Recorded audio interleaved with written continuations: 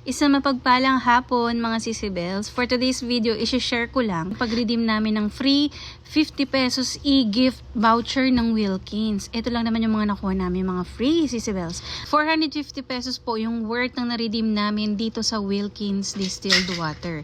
Nag-add lang po ako ng 8 pesos sa bill namin. So sa mga mami dyan, ang promo po nila is until September pa.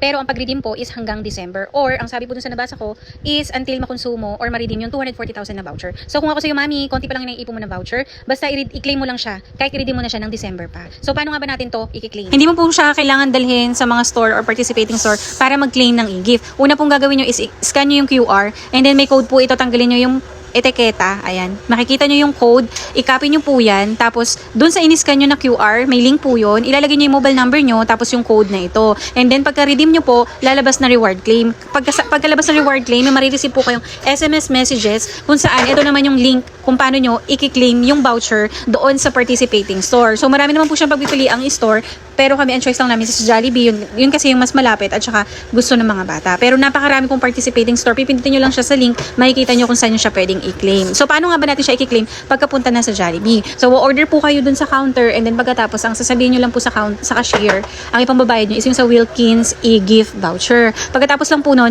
pumunta ka ulit dun sa SMS messages, may link po yun, pindutin nyo po yung link doon and then pagkatapos po, input ulit ng mobile number, click proceed and then lalabas po yung use, pindutin nyo po yun, tapos click nyo po yung participating store, i-type nyo Jollibee for example, and then lalabas po na i-claim nyo siya. I-screenshot nyo po yun at yun yung ipapakita nyo sa cashier na i-claim nyo yung voucher. And that's it, makiklaim nyo na po yung free food ninyo. Uulitin ko po, hindi kailangan dalhin at bitbitin ng etiketa o ang mismong bote doon sa participating store. Ang mga link sa SMS at screenshot na na-claim mo na siya, ang pinaka-importante na ibibigay mo at ipapakita doon sa participating store.